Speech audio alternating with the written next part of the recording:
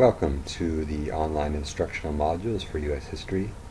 Today's activity is exit questions featuring standard SS USH20, which is the Truman and Eisenhower administrations and all the international and domestic policies that were a part of them. Also targeted will be social studies skills 1, 5, and 15, comparing similarities and differences, identifying main idea, and determining adequacy and or relevancy of information. So we think about the three-part lesson and we come to the closing. Sometimes it's hard to find time for it, but it's important that you do, and a lot of people do different things with it. Some people call it a ticket out the door, an exit ticket, a parting shot, an exit question, or a see ya slip. And all these can be quick, they can be graded or ungraded, they can be collected or uncollected. But today I'm going to give you 6 different strategies for how to structure these exit questions. And the great part about it is that once you hand the students a handout explaining how to do each of them, then it's kind of a preset exit question for the entire year or the entire semester, and it's really easy to tell students, okay, we're doing this one today or we're doing that one today, and the students know what to do because you've got structure to the end of class. You don't have to make it up on the fly. You know exactly what you're going to do. You have a few options to choose from, and it's easy for you, easy for them. First one is the headliner. Headliner goes like this: I think the most important factor concept from today is, and then it's going to be something specific, not just the Truman administration, but something specific. Then they explain why. This of course gets at the skill of identifying a main idea, and they have to justify it. They have to tell you why they think it's important. Here's an example. I think the most important fact from today is that the Supreme Court outlawed segregation in the Brown v. Board case because it let all different kinds of kids go to school together and learn more about each other. So the student is showing understanding of the impact of the Brown case. Next exit question is a so what? Out of the thousands of events, laws, wars, inventions, people, and eras we could study in U.S. history, we are taking time to focus on this one today.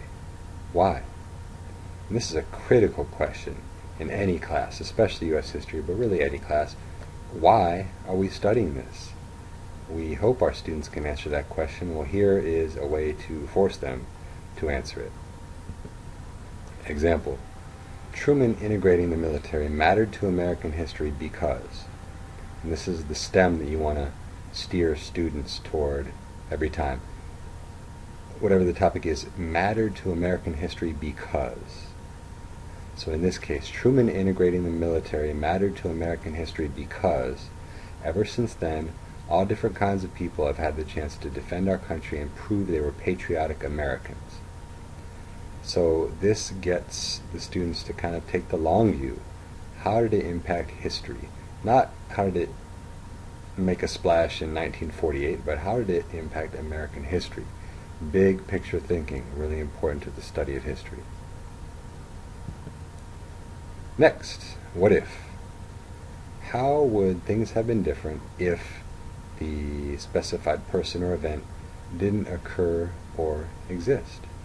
And for students who have trouble understanding how to get at the significance, oftentimes you ask a student, well, why did this matter? What was the significance?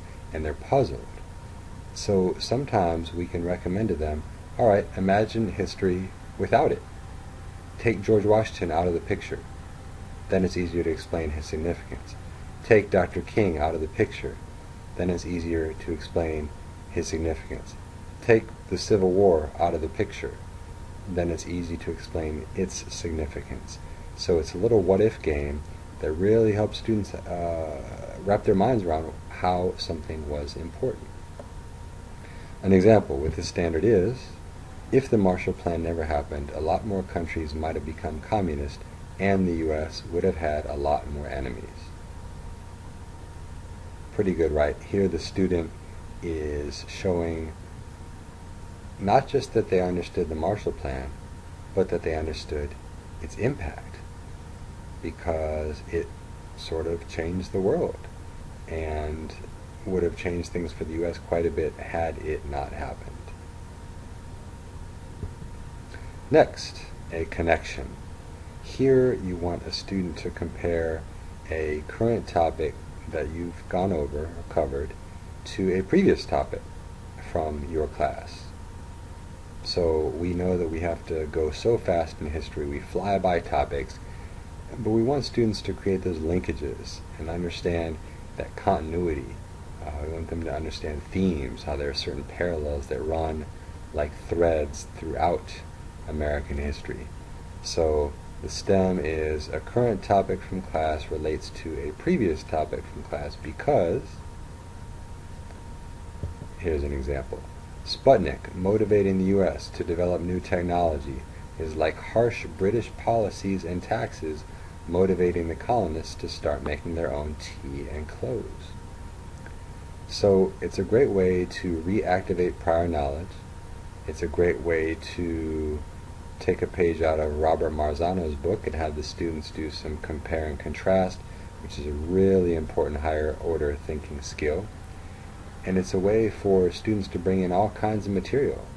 If you had a room full of students try to make a connection, many of them would go in different directions, so it makes for a great share out, whether in small group or whole group. Next, analogies. This seems like a connection, and sometimes the students may confuse it with a connection, but here's how it differs. With a connection, you're comparing two topics from class. With an analogy, you are thinking way outside of the box. You are having students compare a current topic from class to something that has nothing to do with history, that you haven't talked about in class, something that they're just pulling from their own head, from pop culture, from their family life, from their favorite movie, whatever it is. This one is fun, and kids come up with some really, really good stuff. I've had students compare historical topics to musicians, to movies, to situations with their parents, all kinds of stuff that make it a lot of fun to share and really gets them thinking in a pretty higher level way, because what you can do is have a few students share their analogies and then call upon somebody else to say, okay, why do you think that the student who just shared her answer, why did she make that comparison? How are those two things alike? And see if the other students can figure it out. Example, the policy of containment is like me telling my brother to keep his junk on his side of the room because both situations were about not wanting something bad to spread. Right? So a student is showing that she understands the containment policy, which is trying to prevent the spread of communism, and she shows she understands that by bringing up a real-world example of a similar sort of dynamic. So it's a lot of fun, and it calls upon the students' creativity and asks them to apply the knowledge that they have. Next, muddy waters. Today's most puzzling topic was, then they name something specific and they tell you why. It's got to be specific. They can't just say today's most puzzling topic was Standard 20. It's got to be more specific because you want a student to think in a more precise way. Not just, I don't get any of this, but give us something to start with. Give us something specific, give yourself a starting point, and then you can truly attack a topic better. So this is a great one for students of all levels, but we think of the parking lot sort of thing, what questions occur to you at the end of a professional development seminar or at the end of a faculty meeting or something like that. Well, we as adults, as professionals, have a parking lot. Muddy waters is kind of like that. And often what is confusing one student is not confusing the one next to him. So you can have a little share out in the small group. You can say, okay, Jasmine, read your muddy waters, and we're going to see if anybody else can help you. And sure enough, a couple of hands shoot up, and Jasmine has her muddy waters cleared up before she walks out of class. Second part of it is, what I need to know about this topic is, and then they say something specific. We don't want them to stop at identifying their confusion. We want them to try to take the next step and explain what they need to know about it. What step could they take to clear up their confusion? Example, today's most puzzling topic was the Truman Doctrine, because I don't get why the U.S. decided to help Greece and Turkey. What I need to know is why it was important to help them instead of other countries. So if a student writes this, then you're able to help him or have perhaps peers help him and explain the proximity to the Soviet Union, explain how communism was starting to bubble up in those countries, and explain why they were at the top of the U.S. priority list in the early stages of the Cold War.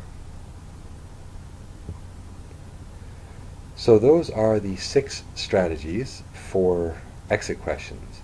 And as I stated earlier, this is something you can do at the end of class, but even with that you have a whole lot of options, and you might want to use them for different things at different points in your semester. You can have students file them on a daily basis in their interactive notebook.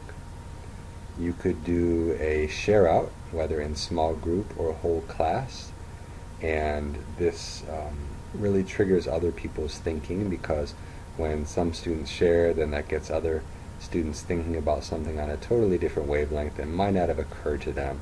So share out is great with many of these formats. Next, you could use it as a formative assessment. You could collect them, take a quick glance. You could grade it if you want, or just take a look, maybe make a comment or two, maybe not, maybe use it as a basis for remediation. But in collecting them, you are able to get sort of a pulse check on how students are doing with the topics of the day, which is really helpful. You could use it as a completion grade. This would incentivize the students to do a good job on it.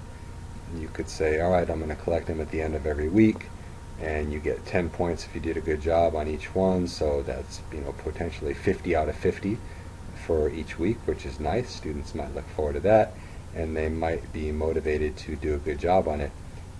And you want to try to sell them on how powerful these exercises are. They seem simple, but if you think about the higher order thinking skills that they're calling upon, it really does a lot for their learning.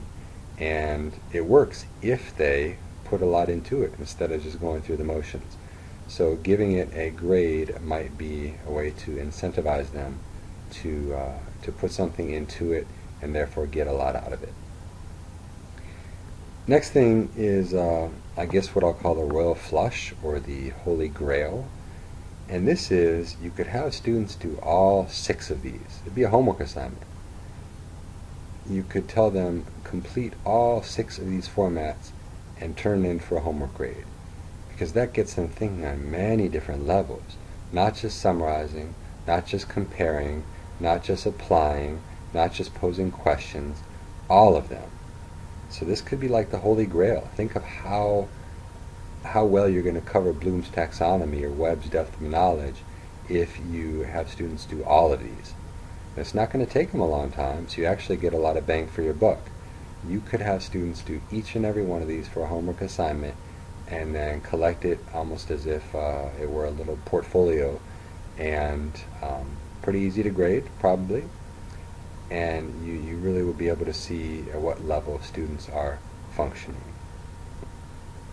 As for how often, this could be every day, could be part of your daily routine, or you could just use it sporadically. If you have certain things you want to make sure you're addressing, or addressing in a certain way, If you want to be strategic and use certain types of exit questions on certain types of lessons or after certain types of activities, let's say that you're having the students do a lot of independent work and you need a pulse check because they're working on their own for most of the period, well then maybe that's a good time to whip out one of these exit questions and plug it in at the end of class. So times per week can vary, really up to you. But the point is they're easy, they are different, so they can be used lots of different ways without any preparation or prior work on your part. Really easy to plug in at any given time. One of the things you could do in addition to the old paper and pencil thing is use websites such as polleverywhere.com. If students have electronic devices, they can enter responses on that site. Same thing with Google Forms. Google Forms also lets you compile information in an Excel spreadsheet. It's sort of built in, so that's a nice feature to have. And then Today's Meet, you might have seen this in some workshops you've attended, but Today's Meet is a fantastic website that actually has a suite of teacher tools. The cost is relatively affordable, especially if the school is writing the check. So you might want to ask your department chair or your principal if he or she will spring the tab for this. Somewhere around $60 per year is how much it costs to get a teacher account with all the trimmings. So there are free accounts, but then there are teacher accounts that have some other features loaded into them, and it really would make something like these exit questions, dynamite, because you can have a whole lot of stuff going on throughout the week, the unit, the year. You can keep the quote-unquote room open for up to a year, so you can have ongoing discussions. You can have students just building and communicate with each other. So again, paper and pencil is the traditional way to do these exit questions, but if you want to go a little more 21st century, then here are 3 great ways to do it.